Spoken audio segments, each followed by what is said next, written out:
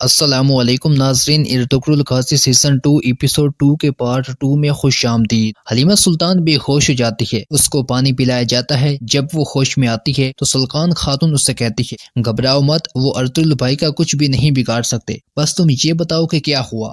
حلیمہ سلطان جواباً کہتی ہے، میں کارواں کی طرف گئی تو اس کو جلتا دیکھ کر میرے ہوش اڑ گئے۔ میں پھر واپس ارطغرل کی جگہ پر گئی، وہاں دیکھا ارطغرل نے کافی منگول سپاہیوں کو زیر کر دیا تھا، لیکن وہاں صرف اس کا گھوڑا ملا اور ارطغرل کا دور دور تک کوئی نام و نشان تک نہیں تھا۔ اسی دوران ہم دیکھتے ہیں گندوکتو، اس کے سپاہی حمزہ اور عبد الرحمن اور باقی سپاہی ایک منگول سپاہی کو قید کیے ہوئے آ رہے ہوتے ہیں۔ جب وہ قبیلے میں داخل ہوتے ہیں تو دو درکا قبیلے کے لوگ پتھر اٹھا کر اس منگول سپاہی کو مارتے ہیں۔ گندوکتو تیزی کے ساتھ آگے بڑھتا ہے اور سردار کے خیمے کے سامنے رک جاتا ہے۔ سردار کے خیمے سے سلطان خاتون، حلیمہ خانم اور سردار گرگت باہر نکلتے ہیں۔ گندوکتو اپنے سپاہی حمزہ سے کہتا ہے، اس کا خیال رکھنا، ہمیں اس سے بہت ساری معلومات لینی ہیں۔ پھر گندوکتو اپنی ماں سے ملتا ہے، پھر اپنی بیوی سلقان سے ملتا ہے، پھر اپنے ماموں گرگت سردار سے ملتا ہے اور پھر گرگت سردار کی دوسری بیوی آیت اللہ خاتون سے ملتا ہے۔ اسی دوران حلیمہ سلطان بھی خیمے سے نکل کر باہر آ رہی ہوتی ہے۔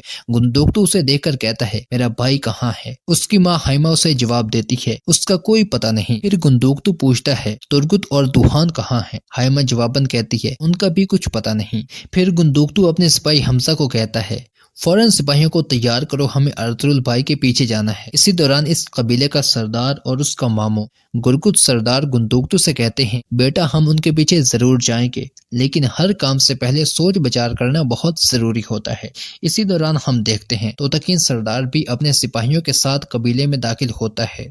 گندوکتو سے آ کر ملتا ہے، اس سے کہتا ہے، بھائی کیا حال ہے؟ گندوکتو جواب دیتا ہے، میں ٹھیک ہوں اور تم سناؤ؟ توتکین کہتا ہے، میں بھی ٹھیک ہوں۔ پھر گندوکتو اپنے ہاتھ سے اس منگول سپاہی کی طرف اشارہ کرتے ہوئے کہتا ہے، یہ منحوس ہمیں بہت ساری معلومات دے سکتا ہے۔ توتکین اس سے کہتا ہے، بھائی آپ جا کر خیمے میں آرام کریں، اس کو میں دیکھ لوں گا۔ وہ تمام خیمے کی طرف چل پڑتے ہیں۔ توتکین اس منگول سپاہی کی طرف جاتا ہے، سب سے پہلے اس کے ہاتھ کی ایک انگلی توڑ دیتا ہے اور پھر اس کے گریبان سے پکڑ کر کہتا ہے، مجھے نویان کا پتہ بتا دو، ورنہ میں تمہاری ساری انگلیاں توڑ دوں گا۔ جب وہ پتہ نہیں بتاتا تو توتکین اس کے ہاتھ کی ساری انگلیاں توڑ دیتا ہے تو وہ منگول سپاہی بے ہوش ہو جاتا ہے۔